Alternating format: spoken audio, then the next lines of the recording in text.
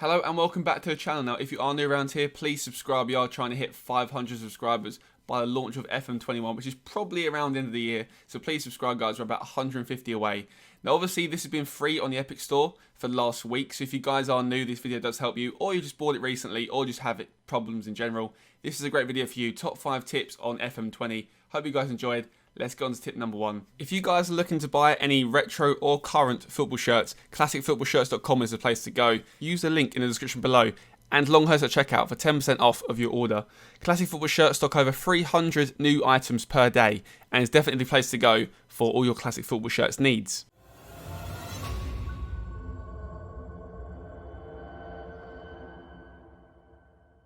So my first tip is pretty much the most important tip, I'd say. If you're a beginner, always pick a team you know well. There's many factors for that. I mean, you probably get more enjoyment playing with the team you support, but I think the main reason behind it is tactically.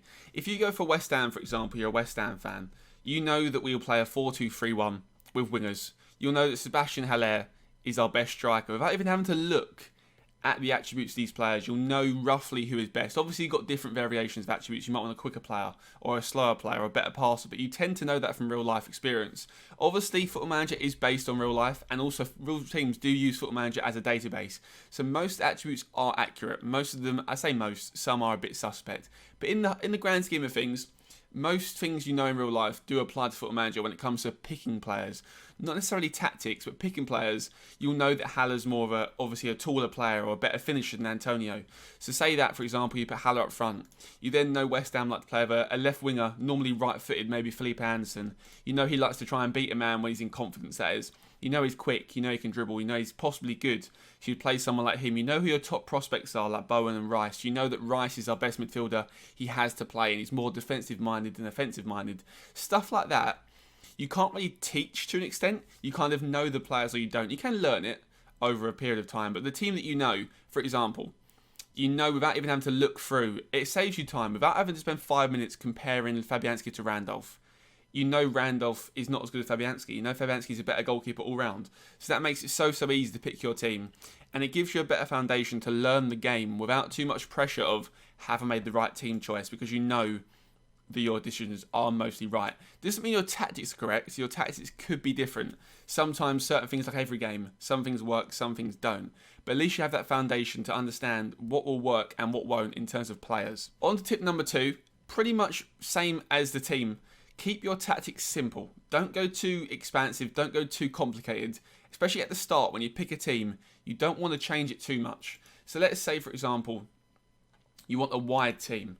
You don't want to necessarily go focus down left, right, overlap right, pass into space. There's too many instructions here for your players to keep a hold of, and some do contradict each other. So be careful with that. You don't want to be too overpowering with your team. You don't want to necessarily just be mental and just shoot on sight and hit early crosses and focus down the right. You don't want to do this. Look on the left-hand side. The max you probably want is probably 5 in each category, I'd say, if that. You want to keep it basic for the start. You have just joined the team. They are not used to your tactics yet. There is a familiarity and intensity here. Obviously, the more you put on, the more intense these tactics tend to be. So let's put everything maximum.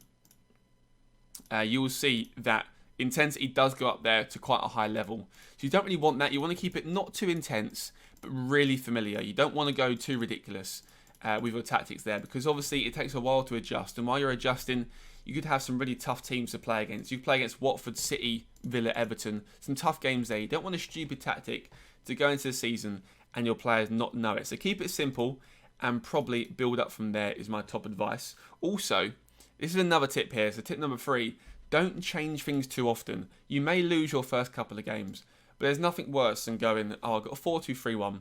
We've played Man City and Watford. We've got 1 point from it. Let's go to a 4-4-2. All your pre-season work and your experience in the competitive matches and your players' experiences have gone out the window there. It's pointless. You may as well just change formation every time you lose a game. Stick with it if you feel like it could work. If you know it has no chance of working, say you play, let's say on this game, you play Norwich and Sheffield United and you lose 6-0 in both games. Your tactic's wrong. But say you play Watford and Man City, you draw 90th minute to Watford, you lose 3-1 to Man City. Are they beyond realistic results? Not really. So keep at it. Don't change too much. Maybe tweak a winger support to a winger attack if you feel like you're not attacking enough. But don't go crazy and put Felipe Anderson back in left mid, because it's not going to work as well. Simple as. That is my top 3 tips. On to tip number 4. So tip number 4 is quite an undervalued tip here. Coaching is so important and staff assignments are so important. You don't realise how important coaches are until you sort of get deeper into the game. But if you set this up immediately, you will have so many better saves as such. So if you go onto training, go onto coaches and go onto edit coach assignments, you see these star ratings here. Now obviously you want 5 stars, which implies that, say here, 2.5 stars in defending tactical. Your defensive tactical coach, if I can select him, Alan Irvine, he has got on the bottom of the screen, you guys can see, 11 defensive and 14 tactical, and on the mental side he's pretty good. So obviously you want a better coach for that to try and reach 5 stars. When you have all that bar on the bottom as 5 stars, an average or light workload, that's when you know your training regime is very, very good. Now obviously you've got to build towards it. You can't get 5 stars immediately as a League 2 side. Or as a Premier League side, you probably could get 5 stars. What I tend to do is, you'd either wipe your whole coaching staff out, get rid of them and rebuild, or gradually over the first half of the season improve your coaching. Always request your board. If I do it here, if you go on to finances, board request, staff, always there'll be an option of coaches allowed. Try and get as many coaches as you can, but it's definitely important to try and get 5 stars here. Obviously different coaches have different specialities, and different coaching responsibilities have different attributes needed for that. So obviously defending tactical, you need good defensive ability and tactical ability, but also mentals are so important. It's no good having 20 defensive and 20 tactical if you have 1 determination and 1 motivation. You may as well keep it as someone that's balanced. So the best one's obviously a 20 all round, but build up to it gradually. But don't forget about it. That's the main thing. Do not forget about coaching. Coaching is the main part of the game in terms of how your players progress. If you look at calendar, you've only got 1 game per week. You've got 3 a day in terms of coaching slots. Make sure your coaches are maximised to the best of their ability. And on to tip number 4 here, or tip number 5. Are we tip number 5? Already tip number 5. Tip number 5 is assign stuff to your staff. They're there for a reason. And as a newcomer, you might be overwhelmed by what you're doing here. The main ones that I do here, in terms of friendly matches, I tend to delegate to somebody else. Maybe if you're starting the game with a new tactic, the first couple of friendlies you do it yourself. But after a while of learning the team, learning how it plays, I tend to delegate my friendlies to somebody else. Now this is kind of not controversial. It depends how quickly you want to play the game. If you want to take it slow and learn the tactic and build that foundation up, then do the first few games as yourself. But after a couple of years, once you've learnt the tactic and know what's going to happen, I tend to delegate it. Just speeds the game up a bit more, makes it a bit more exciting. In terms of under 23s and under 23 friendlies, leave it as it is for the under 23 managers. In terms of tactics, I always, selection advice, always your assistant. Tactical briefing, I'll delegate to my assistant. It's not the most important thing. Opposition instructions, I delegate as well. This is sort of the backroom tactics that you don't really see too often. I let my assistant do it if your assistant's good. If your assistant's bad, you may as well just leave it to yourself. In terms of training, general training, I will always put to my assistant. I will always do that because I feel like the computer knows more than I do, as I haven't researched. If you've researched a bit more, then obviously stick it to yourself. But I tend to let delegation for general training to my assistant manager. In terms of individual training is very, very important. What I see here, if you go on to development for a player, go on to training, this is what individual training is. So you want to select a role. So say Declan Rice could be a great DLP defending a 4-2-3-1. Always make that role what you want. Look at what he's lacking. Say he lacks a bit of passing and vision. You want him to get better at passing. Double intensity, always in my opinion. But stuff like that, you always want to do it by yourself, because sometimes your assistant will put a right mid to train at left wing, and all his knowledge from right wing will go. So make sure you keep an eye on it. Make sure it's by yourself. Youth team training, leave it as it is. All your youngsters there. Responsibilities for media. I tend to let press conferences be by my assistant, because press conferences add nothing to the game. They don't really add anything. They never tend to go wrong. If your assistant does it, they tend to always go right. So it's a win-win pretty much. Tunnel interviews, for again, waste of time. I've never known anyone to actually care about tunnel interviews. Unless you're playing a sort of a role-playing save, then I wouldn't bother with those. New signings, I tend to keep to myself, because I have some questions there that you might want to answer well. But transfers and contracts, I mean, if you want your DOF to do stuff, then by all means delegate it, but I always stick it to myself because, well, transfers are the best part of the game. Scouting, I'll let the chief scout assign the scouts for me.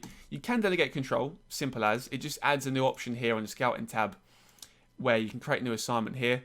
If you delegate to somebody else, then that option will be gone. But it's not a massive issue either way. I have tend to switch it up save to save of what I want to do, but I tend to stick my chief scout on it because, as you know, if you've watched some of my videos, I kind of know how to scout without scouting, if that makes sense. I know how to work the filters in a way that will show me good players and stuff like that.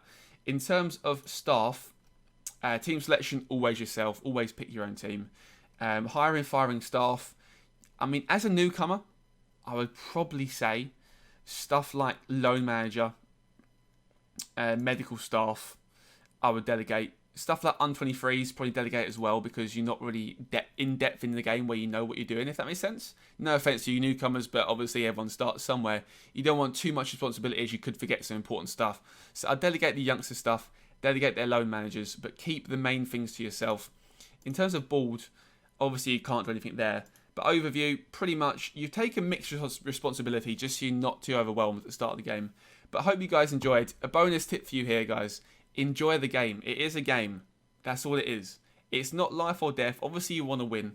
Obviously, it's not real life. Don't feel like you have to stress yourself out if you're not winning games. It is a game. You're meant to enjoy it. It's free right now on Epic Store. Give it a go, guys. Hope you guys enjoyed the episode. Leave a like if you did enjoy it. Subscribe if you're new around here. And hopefully see you guys in the next episode. There is a tactics video down below. It's got 19,000 views already. It's a very, very good tactic to get you started. Hope you guys enjoyed the video, and I'll catch you all later.